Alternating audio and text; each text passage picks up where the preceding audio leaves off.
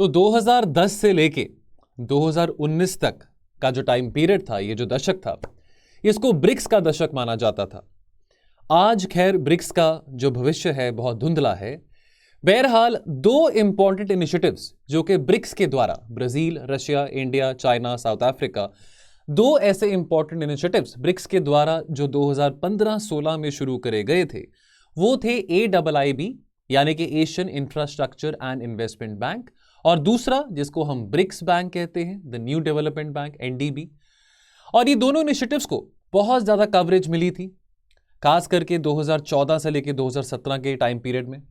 और इन दोनों इनिशिएटिव्स के बारे UPSC ने भी प्रीलिम्स में पूछा है। और इन दोनों इनिशिएटिव्स के बारे, इन दोनों ऑर्गेनाइजेशंस के बारे आज के इस वीडियो में बहुत हम क्विकली डिस्कस करेंगे। कुछ इंपॉर्टेंट टर्म्स, कुछ important facts related to Asian infrastructure bank and your new development bank. आइए दोस्तों पहले तो हम AIIB की बात करें। दोस्तों एशियन इंफ्रास्ट्रक्चर इन्वेस्टमेंट बैंक एक न्यू इंटरनेशनल डेवलपमेंट बैंक है जो कि फाइनेंसिंग प्रोवाइड करता है for infrastructure projects in Asia and also in the developing world, weather that's Latin America, weather that's Africa. AIIB financing support बाकी countries को भी land out करता है अपार्ट फ्रॉम एशिया।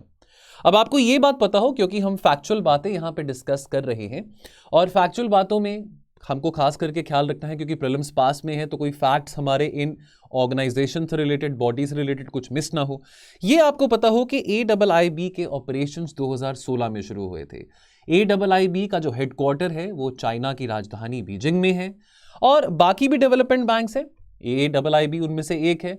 इसका जो प्रभाव है, इसका जो इम्पैक्ट है, AIIB का मैंडेट है कि हम चाहते हैं कि हमारा जो प्रभाव हो वो एशिया के बियॉन्ड हो, यानी कि लैटिन अमेरिका में भी हो, अफ्रीका में भी हो, कि हम उन देशों में, बिकॉज देखिए third world countries, developing countries तो अफ्रीका में भी हैं, साउथ अमेरिका में भी हैं, और इंफ्रास्ट्रक्चरल डेफिसिट उन देशों में भी है।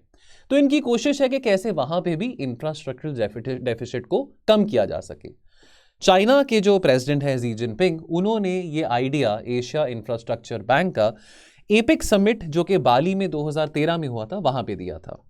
बहुत सारे ऑब्जर्वर्स का, जब इस बैंक की स्थापना करी गई तो बहुत सारे ऑब्जर्वर्स का, स्ट्रेटेजिक एक्सपर्ट्स का ये कहना था कि AIIB काउंटर करेगा वर्ल्ड बैंक और IMF जैसे बड़े बड़े विशाल इंस्टीट्यूशंस को। और कहीं ना कहीं ब्रिक्स का ये मैंडेट भी था, ब्रिक्स चाहता भी ये था। ब्रिक्स का अगर हम शुरुआती सालों की बात करें तो ब्रिक्स का ये मैंडेट था कि हम जो ऑटोनॉमी है, जो हेजेमनी है अमेरिका की और अमेरिकन रन ग्लोबल इंस्टीट्यूशंस की, कैसे हम उसको चैलेंज कर सकते हैं। बिकॉज इन बॉडीज में, वर्ल्ड बैंक में, IMF में, UN में गरीब देशों की, डेवलपिंग देशों की ज्यादा सुनवाई नहीं होती है। तो ये मैंडेट के चलते यहाँ पे AIIB भी इंस्टीट्यूट करा गया। अब आपको यह पता होना चाहिए कि AIIB में 105 मेंबर्स हैं, जिसमें से 16 प्रोस्पेक्टिव मेंबर्स भी हैं, यानी कि वो मेंबर्स जो कि AIIB में जुड़ना चाहते हैं। तो अगर आप मुझसे पूछेंगे कि क्या सर सारे के सारे मेंबर्स एशिया के ही हैं AIIB में? नो सर, सारे के सारे मेंबर्स एशिया के नहीं हैं, कुछ मेंबर्स यूरोप के भी हैं। इनफैक्ट अगर मैं नॉन रीजनल मेंबर्स की बात करूं तो जर्मनी बिगेस्ट कंट्रीब्यूटर बनता है towards AIIB as far as the non regional members is concern. अब जो स्टार्टिंग कैपिटल था AIIB का वो लगभग $100 बिलियन के आसपास था। तो स्टार्टिंग कैपिटल $100 बिलियन के आसपास था, which is equal to 2/3 of the capital of Asian development bank, और $100 बिलियन यानी कि half of the budget of world bank. यह बात आपको पता हो कि Bharat second largest share holder है एशियन इंफ्रास्ट्रक्चर इन्वेस्टमेंट बैंक का, और भारत लार्जेस्ट बोरवर भी है इस बैंक में से। आपको यह बात भी पता होनी चाहिए कि 2018 में, आज से 5 साल पहले, AIIB को ग्रांट करा गया था परमानेंट ऑब्जर्वर स्टेटस। कहां पे? UNGA में, यानी कि यूनाइटेड नेशंस में, और साथ ही साथ UN इकोनॉमिक सोशल काउंसिल में भी AIIB को एक परमानेंट ऑब्जर्वर स्टेटस दिया गया था। क्योंकि मैंने बात करी डेवलपिंग देशों के बारे, मैंने बात करी गरीब देशों के बारे, AIIB का एक मकसद है कि कैसे हम इंफ्रास्ट्रक्चर डेफिसिट को तो एड्रेस करेंगे, लेकिन कैसे हम इन गरीब देशों में, डेवलपिंग इकोनॉमीज में, इमर्जिंग इकोनॉमीज में हम कैसे ग्रीन इंफ्रास्ट्रक्चर भी लेके आ सकते हैं। यानी कि सस्टेनेबल डेवलपमेंट पे बहुत खास ख्याल दिया जाएगा। यह बात AIIB के मैंडेट में लिखी गई थी। अब इसके चलते एक इनिशिएटिव है इंफ्रास्ट्रक्चर फॉर टुमारो। विकसित देशों ने काफी डेवलपमेंट देखा, लेकिन विकसित देशों ने डेवलपमेंट करने के परस्यूट में वातावरण को भी काफी प्रदूषित करा। वो काम AIIB कह रहा है, AIIB का ये मैंडेट है कि ये काम हम डेवलपिंग देशों में नहीं होने देंगे जब वो परस्यू कर रहे हैं अपने डेवलपमेंटल नीड्स को। तो यहां पे एक इनिशिएटिव आ जाता है इंफ्रास्ट्रक्चर फॉर टुमारो, यानी कि I4T। तो I4T अगर टर्म आपको प्रीलिम्स में देखने को मिलती है तो I4T टर्म ये किससे एसोसिएटेड है? AIIB से एसोसिएटेड है। मैं बार बार इसको इस करके रिपीट कर रहा हूं ताकि ये बात आपके माइंड में फीड हो सके। इंफ्रास्ट्रक्चर फॉर टुमारो, यस हमने डेवलपमेंट करना है, हमारी डेवलपमेंटल नीड्स है, लेकिन सस्टेनेबल तरीके से। ग्रीन इंफ्रास्ट्रक्चर, ग्रीन इलेक्ट्रिफिकेशन, इसमें AIIB डेवलपिंग देशों की मदद करेगा। अब यहां पर हम देख सकते हैं, यहां पे अगर टॉप 10 कंट्रीब्यूटर्स की हम बात करें तो no surprises, China is the biggest contributor towards AIIB, followed by India, Russia, South Korea etcetera. और अगर हम top 10 contributors non regional members की बात करें, बिकॉज जर्मनी, अगर आप नक्शा देखेंगे दुनिया का तो जर्मनी एशिया में नहीं आता, यूरोप में आता है। तो जर्मनी टॉप कंट्रीब्यूटर बनता है towards AIIB as far as the non regional members is concern. तो बहुत रैपिडली ग्रो हुआ है। अगर मेंबरशिप की बात करें AIIB की तो 2016 में केवल 57 फाउंडिंग मेंबर्स थे, जिसमें से ऑफ कोर्स ब्रिक्स नेशन भी थे। अब इन 57 फाउंडिंग मेंबर्स में से 37 रीजनल मेंबर्स थे, 20 नॉन रीजनल मेंबर्स थे। लेकिन अगर हम बाय द एंड ऑफ 2020 की बात करें, बाय द एंड ऑफ 2021 की बात करें, ये जो आंकड़ा है अब ये 103 पे आ चुका है, यानी कि इस बैंक में, इस इंस्टीट्यूशन में 103 मेंबर्स हैं, which represent approximately 80% of the global population and around about 65 to 70% of the global GDP। तो ये बात आपको पता हो, अगेन फैक्चुअल इंफॉर्मेशन बन जाती है। नाउ अब फाउंडिंग मेंबर्स कौन से थे? अब आपको ये बात भी पता होना चाहिए कि भारत, चाइना, इनफैक्ट ब्रिक्स जो नेशन थे वो फाउंडिंग मेंबर्स थे AIIB के। Pakistan was also one of them, Saudi Arabia was one of them, Australia, France, Germany, यानी कि नॉन रीजनल मेंबर्स भी आ गए, है ना। इनफैक्ट ब्रिक्स की अगर हम बात करें तो ब्राजील भी तो एक नॉन रीजनल, एशिया में तो ब्राजील नहीं आता ना, तो इन अ सेंस ब्राजील भी एक नॉन रीजनल मेंबर में आ जाता है। परमानेंट ऑब्जर्वर स्टेटस, जैसे आपको मैंने बताया कि 2018 में AIIB को ग्रांट करा गया था परमानेंट ऑब्जर्वर स्टेटस। अब AIIB को 3 क्रेडिट रेटिंग एजेंसीज ने बहुत टॉप का माना है, यानी कि अगर हम S&P की बात करें, फिच रेटिंग्स की बात करें और मूडीज की बात करें, हाईएस्ट क्रेडिट रेटिंग AIIB को दी गई है इन तीनों top most 3 major rating institutions के द्वारा। यह बात भी आपको पता होनी चाहिए।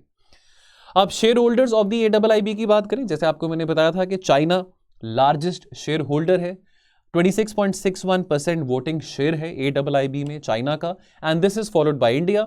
इंडिया का जो वोटिंग शेयर है AIIB में that is around about 8%, followed by Russia and followed by Germany. Germany, I'll repeat again, is the biggest contributor as far as the non-regional members in AIIB is concerned. And if we have to study the relation, अगर हम AIIB और भारत के relation को study करें तो जैसे हमने देखा कि भारत सेकेंड लार्जेस्ट कॉन्ट्रीब्यूटर तो है ही है टूवर्ड्स AIIB, लेकिन लार्जेस्ट बेनिफिशियरी और लार्जेस्ट बॉर्वर भी है AIIB के फाइनेंसिंग इनिशिएटिव्स का। AIIB has approved more loans for India than any other bank member. In fact, AIIB ने 28 से ज्यादा प्रोजेक्ट्स को फंड करा है भारत में, costing about $7 billion। In fact Covid की अगर हम बात करें, कोविड के टाइम पे भी AIIB ने अप्रूव करा था $500 million का कोविड-19 emergency response fund and health systems preparedness project. AIIB ने अप्रूव करा था एक राउंड अबाउट $360 million का लोन, किसके लिए? चेन्नई मेट्रो रेल सिस्टम के लिए। तो हमने बहुत बेनिफिट उठाया है AIIB का। Having said that, we also know that China is the biggest contributor towards AIIB। Leaving that apart, still we have leveraged a lot from this international organisation, from this development bank. अब अगला हम बात करेंगे new development bank के बारे, NDB के बारे, जिसको हम ब्रिक्स बैंक भी कहते हैं। अब ब्रिक्स बैंक, यानी कि अगेन जो ब्रिक्स देश थे उन्होंने आके इस बैंक की स्थापना करी। कब करी? 2015 में। AIIB की स्थापना कब होती है? 2016 में। ठीक है। अब सबसे खास बात क्या है कि न्यू डेवलपमेंट बैंक में पांचों देशों ने इक्वली कंट्रीब्यूट करा, यानी कि इसका जो इनिशियल ऑपरेटिंग कैपिटल था वो $50 बिलियन था। किसका? एनडीबी का। $100 बिलियन किसका था सर? $100 बिलियन AIIB का था। $50 बिलियन ऑपरेटिंग कैपिटल किसका है? एनडीबी का है। 5 ब्रिक्स देश, पांचों ने इक्वली 10 बिलियन डॉलर्स कंट्रीब्यूट करा, ठीक है। अब according to the pact, the capital of the bank will be divided equally amongst the 5 participating nation, यानी कि 5 ब्रिक्स नेशंस। इनिशियली इसका फोकस किस पे रहेगा? केवल इंफ्रास्ट्रक्चर प्रोजेक्ट्स पे इन द मेंबर कंट्रीज, यानी कि पहले हम अपनी जो ब्रिक्स देश हैं, पहले हमारे जो डेवलपमेंटल नीड्स हैं, जो यहां पे हमारे ब्रिक्स देशों में जो डेवलपमेंटल डेफिसिट है, पहले उनकी नीड्स को केटर किया जाएगा, बाद में बाकी डेवलपिंग देशों के डेवलपमेंट और इंफ्रास्ट्रक्चर डेफिसिट को केटर करा जाएगा। हेडक्वार्टर्स कहां पे हैं इस बैंक के? शंघाई में, चाइना में। पहले प्रेसिडेंट कौन थे एनडीबी के? पहले प्रेसिडेंट थे केवी कामत को अपॉइंट किया गया था as the first president of the NDB. Bangladesh और यूएई ये दोनों बनते हैं मेंबर्स ऑफ एनडीबी। कब बनते हैं सर? सितंबर-अक्टूबर 2021 में, यानी कि बांग्लादेश बनता है एनडीबी का मेंबर सितंबर 2021 में और यूएई बनता है मेंबर एनडीबी का अक्टूबर 2021 में। फैक्चुअल चीजें दोस्तों, फैक्चुअल चीजें क्यों डिस्कस कर रहा हूं? पहले भी पढ़ी हमने, लेकिन अभी हमारा प्रीलिम्स पास में है, इस करके ये चीजें पढ़नी, समझनी, रट्टा मारनी जरूरी हो जाती हैं। ये फाउंडिंग मेंबर्स हैं। जुलाई 3, 2015 को एनडीबी की स्थापना करी जाती है। यहां पे इमेज में आप देख सकते हैं पांचों जो फाउंडिंग मेंबर्स हैं, ब्रिक्स बैंक इसको हम कहते हैं। अब बैंक मोबिलाइज करेगा resources for infrastructure and sustainable development projects in BRICS and also पहली प्रायोरिटी ब्रिक्स को, बाद में बाकी जो इमर्जिंग इकोनॉमीज हैं। अब अनलाइक द वर्ल्ड बैंक, देखिए वर्ल्ड बैंक में कोटा बेस्ड सिस्टम होता है, यानी कि जो वर्ल्ड बैंक में क्या होता है, वहां पे वोट्स असाइन करी जाती हैं based on the capital share. जिसने ज्यादा कैपिटल कंट्रीब्यूट करा वर्ल्ड बैंक में उसकी वोट ज्यादा होती है। कोटा सिस्टम जैसे आईएमएफ में भी है, वर्ल्ड बैंक में भी है, लेकिन ये यहां पे न्यू डेवलपमेंट बैंक में नहीं है। न्यू डेवलपमेंट बैंक में हर एक देश को, चाहे वो चाइना है, चाहे वो ब्राजील है, चाहे वो रशिया है, हर एक देश को एक ही वोट दी जाएगी और इसमें किसी के पास वीटो पावर नहीं रहेगी। जो पहला रीजनल ऑफिस है ऑफ द एनडीबी, इसका जो हेडक्वार्टर्स है वो कहां पे है? शंघाई में, चाइना में। जो पहला रीजनल हेडक्वार्टर है एनडीबी का वो कहां बनता है? जोहानिसबर्ग, यानी कि साउथ अफ्रीका। दूसरा रीजनल ऑफिस बनता है साओ पोलो, ब्राजील में, और उसके बाद तीसरा बनता है मॉस्को, यानी कि रशिया में।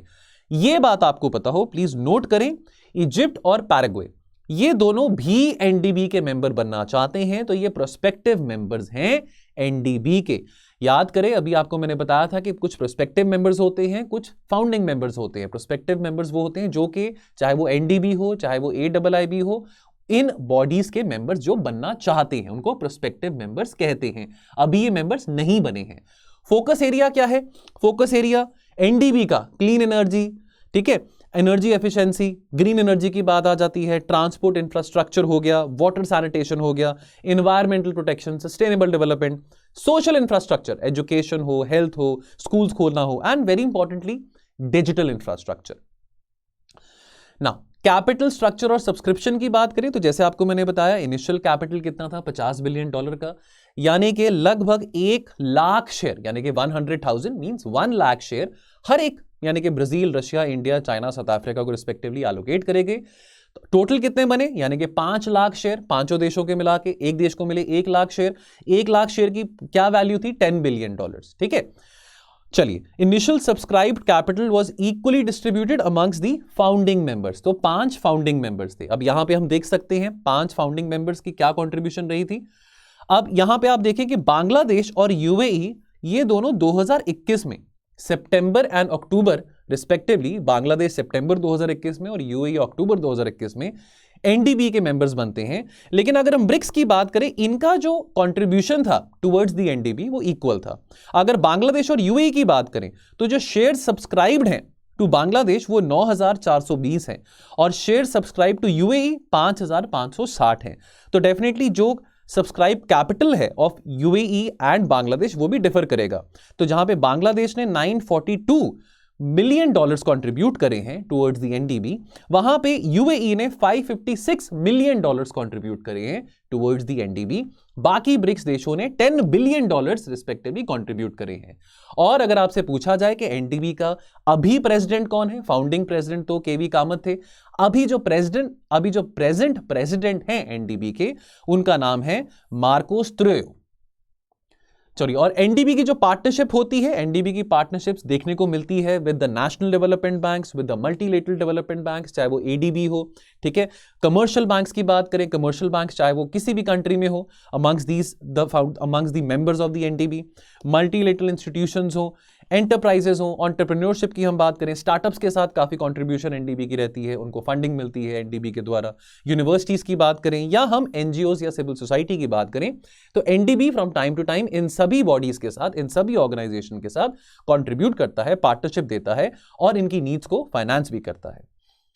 चलिए दोस्तों, ये था हमारा आज का वीडियो। बाकी दोस्तों, जाने से पहले आपको इन्फॉर्मेशन देना चाहता हूं, कुछ इंपॉर्टेंट इन्फॉर्मेशन। जैसे आप जानते ही हैं कि संडे यानी कि 19 फरवरी से हमने अपना पहला प्रीलिम्स पीवाईक्यू मैराथन सेशन शुरू किया था। कवल सर ने लिया था हिस्ट्री का। अब हर संडे आप देखेंगे कि सुबह 11 बजे लाइव जुड़ जाइएगा। अगला अपकमिंग संडे को एनवायरमेंट का पीवाईक्यू मैराथन सेशन होगा, जहां पे यूपीएससी के जो 2011 से लेके 2022 के बीच में जितने भी पीवाईक्यूज रहे हैं वो आपके साथ डिस्कस किए जाएंगे, and subsequently geography, polity, economy, science and tech, और अंत में हमारा आईआर। बाकी दोस्तों, और इन्फॉर्मेशन आपको देना चाहूंगा, अगर आप हमारा करंट अफेयर्स प्रोग्राम का हिस्सा बनना चाहते हैं, देखिए अब पेपर तो आने वाला है प्रीलिम्स का। करंट अफेयर्स हर किसी के लिए बहुत एक चिंता का विषय रहता है। बहुत सारे बच्चे करंट अफेयर्स अभी लास्ट मिनट में रिवाइज करते हैं। ऑल्दो कहा जाता है कि आप डे टू डे बेसिस पे अपने करंट अफेयर्स को पढ़ें, लेकिन ठीक है, रिवीजन के तौर पे आपको कुछ मटेरियल चाहिए टुवर्ड्स द एंड ऑफ, जब आपका 1 महीना 2 महीना रह जाता है आपके एग्जाम को, तो आपको कुछ मटेरियल चाहिए होता है। तो आप चाहें तो आप हमारे यूपीएससी 2023 करंट अफेयर्स प्रोग्राम का हिस्सा बन सकते हैं। ये जो कोर्स है ये वैलिड कब तक रहेगा? ये मेंस 2023 तक वैलिड रहेगा। तो पिछले 1 साल में क्या क्या इंपॉर्टेंट करंट अफेयर्स आए थे, आप करंट अफेयर्स के लिए तो मैगजीन आप कहीं से भी पढ़ सकते हैं, लेकिन ये this is not just a magazine. Sleepy classes में आपको कॉम्प्रिहेंसिवली सारे के सारे लेक्चर्स वीडियो फॉर्मेट में प्रोवाइड किए जाते हैं, 6 डेज अ वीक के फॉर्मेट में, जहां पे जो भी इंपॉर्टेंट करंट अफेयर्स रहे हैं, हिस्ट्री हो, पॉलिटी हो, आईआर हो, एनवायरमेंट हो, व्हाटएवर द सब्जेक्ट इज, उससे रिलेटेड कोई पीवाईक्यू भी रहा है मेंस में या प्रीलिम्स में, वो भी आपके साथ डिस्कस किया जाता है। और दोस्तों, साथ ही साथ हमारा यूपीएससी 2024 करंट अफेयर्स प्रोग्राम भी है, चाहे तो आप इसका भी हिस्सा बन सकते हैं। अभी कूपन कोड है मिशन 1105, जिसका उपयोग अगर आप 28 फरवरी तक करेंगे तो आपको डिस्काउंट भी मिलेगा। इन सभी कोर्सेज के बारे और इन्फॉर्मेशन लेने के लिए आप हमारे टोल फ्री नंबर पर कॉल कर सकते हैं और आपकी पूरी असिस्टेंस की जाएगी। मैं आपसे अलविदा लेता हूं, मिलूंगा बहुत जल्द अपने अगले वीडियोज में। आप अपना ध्यान रखें और पढ़ते रहें। Thank you so much. जय हिंद।